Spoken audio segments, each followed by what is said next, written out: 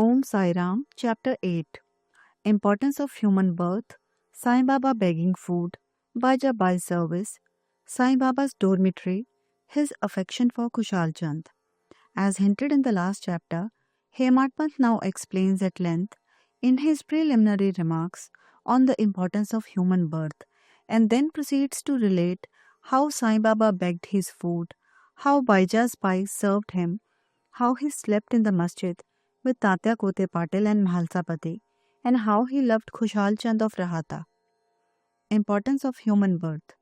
In this wonderful universe, God has created billions of creatures or beings, including gods, demigods, insects, beasts, and men, inhabiting heaven, hell, earth, ocean, sky, and other intermediate regions.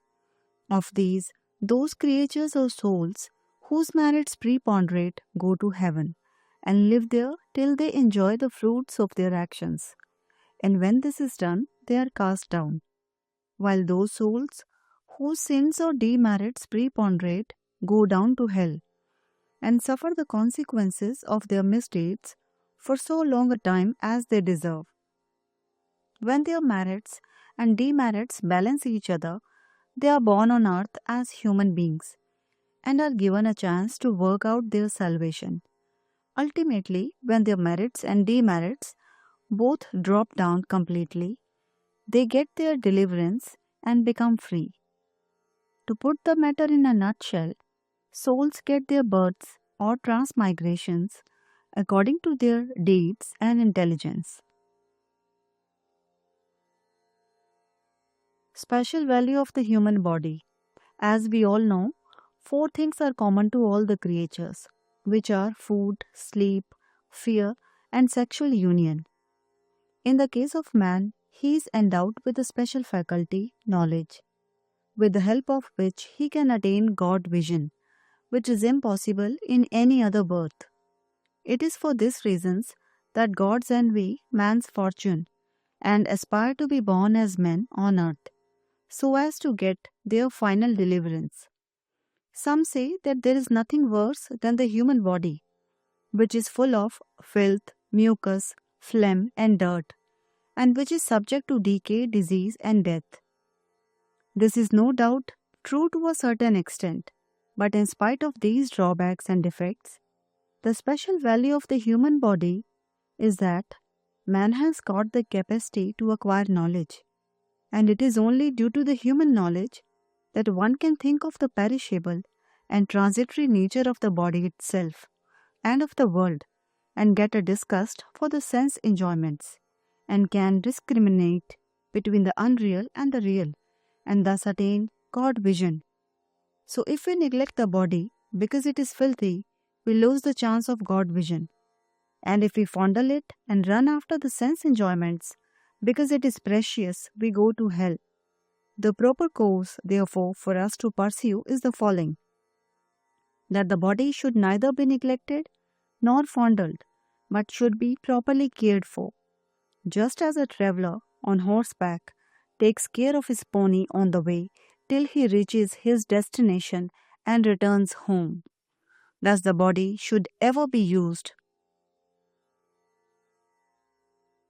to attain God vision or self-realization, which is the supreme end of life.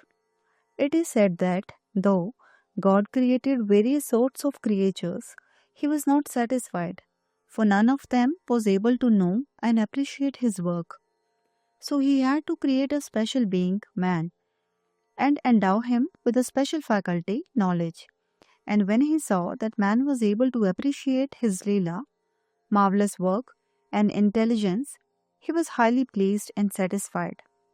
So really, it is good luck to get a human body, better luck to get birth in a Brahmin family, and best one to get an opportunity of having recourse to Sai Baba's feet and surrendering to him. Man's endeavor, realizing how precious the human life is, and knowing that death is certain and may snatch us at any time, we should be ever alert to achieve the object of our life. We should not make the least delay, but make every possible haste to gain our object. Just As a king leaves no stone unturned to seek his lost son, so with all earnestness and speed, we should strive to attain our end, that is self realization, casting aside sloth and laziness, warding off drowsiness.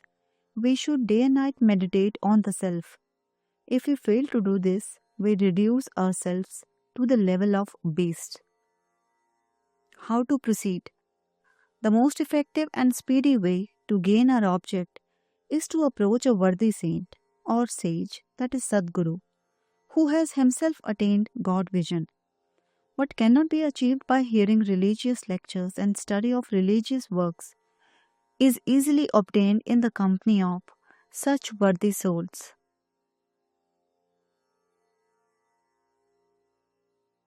Just as the sun alone gives light, which all the stars put together cannot do, so the Sadguru alone imparts spiritual wisdom, which all the sacred books and sermons cannot infuse. His movements and simple talks give us silent advice. The virtues of forgiveness, calmness, charity, benevolence, control of mind and body, egolessness are observed by the disciples, as they are being practiced in such pure and holy company. This enlightens their minds and lifts them up spiritually.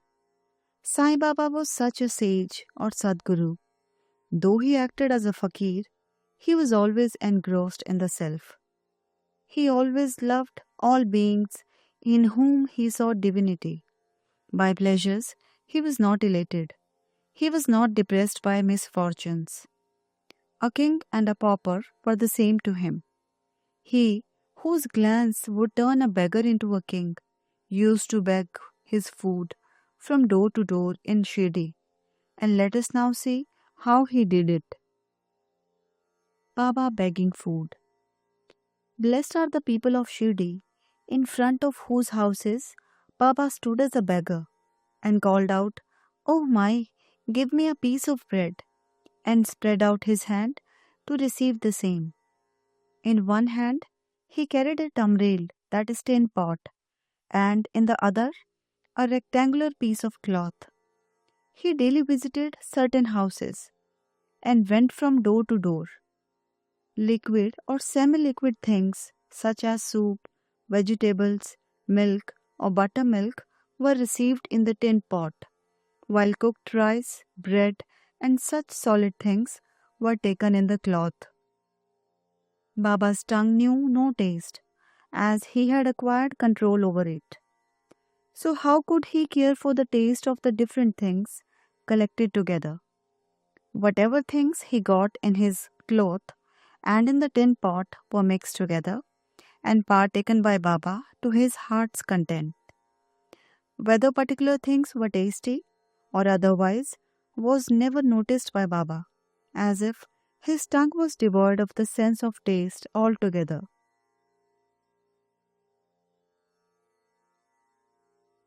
Baba begged till noon, but his begging was very irregular. Some days he went a few rounds, on other days up to 12 noon. The food thus collected was thrown in a kundi, that is earthen pot.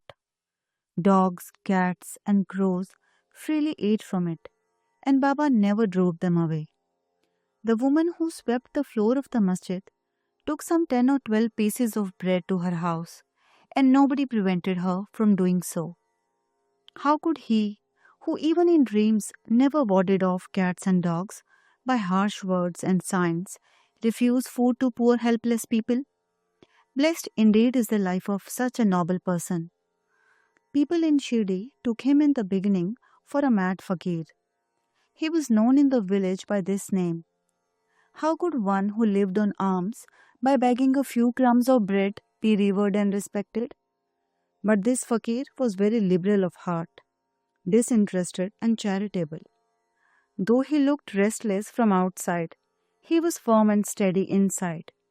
His way was inscrutable. Still, even in that small village, there were a few kind and blessed people who recognized and regarded him as a great soul. One such instance is given below. Baijabai's brilliant service. Tatakote's mother, Baijabai, used to go to the woods every noon with a basket on her head containing bread and vegetables. She roamed in the jungles, course after course, trampling over bushes and shrubs in search of the mad fakir, and after hunting him out, fell at his feet. The fakir sat calm and motionless in meditation, while she placed a leaf before him, spread the eatables, bread, vegetables thereon, and fed him forcibly. Wonderful was her faith and service. Every day she roamed at noon in the jungles and forced Baba to the partake of lunch. Her service, upasana, or penance, by whatever name we call it, was never forgotten by Baba till his Mahasamadhi. Remembering fully what service she rendered, Baba benefited her son magnificently. Both the son and the mother had great faith in the fakir, who was their god. Baba often said to them that fakir was a real lordship, as it was everlasting, and the so-called lordship was transient. After some years, Baba left off going into the woods, began to live in the village, and take his food in the masjid. From that time, Pajabai's troubles of roaming in the jungles ended. Dormitory of Trio. Even blessed are the saints in whose heart Lord Vasudev dwells. And fortunate indeed are the devotees who get the benefit of the company of such saints. Two such fortunate fellows, Tatya Kote Patil and Bhagat Mahalsapati, equally shared the company of Sai Baba. Baba also loved them both equally. These three persons slept in the masjid with their heads towards the east, west, and north, and with their feet touching one another at the center. Stretching their beds, they lay on them, chit-chatting and gossiping about many things till late at midnight. If any one of them showed any signs of sleep, others would wake him up. For instance, if Tatya began to snore, Baba at once got up and shook him from side to side and pressed his head. If it was Mahalsapati, he hugged him close, stroked his legs, and kneaded his back. In this way, for full 14 years, Tatya, leaving his parents at home, slept in the masjid on account of his love for Baba. How happy and never to be forgotten were those days. How to measure that love and how to value the grace of Baba. After the passing away of his father, Tatya took charge of the household affairs and began to sleep at home. Khushal Chand of Rahata. Baba loved Ganpat Kote Patil of Shirdi. He equally loved Chandrabhan Seth Marwadi of Rahata. After the demise of the Seth, Baba loved his nephew Khushal Chand equally or even perhaps more and watched his welfare day and night. Sometimes in a bullock cart, at other times in a tanga, with intimate friends, Baba went to Rahata.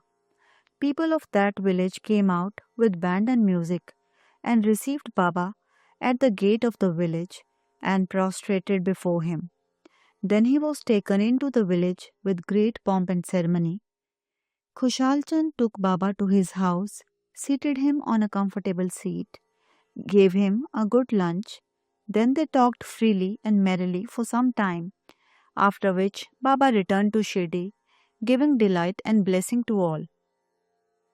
Shirdi is midway between and equidistant from Rahata on one side and Neemgaon on the other. Baba never went beyond these places during his lifetime. He never saw any railway train nor travelled by it. Still he knew exactly the timing of arrival and departure of all the trains. Devotees who acted according to Baba's instructions, which were given by him at the time of taking his leave, fared well, while those who disregarded them suffered many a mishap and accident. More about this and other matters will be told in the next chapter. Bow to Shri Sai, peace be to all.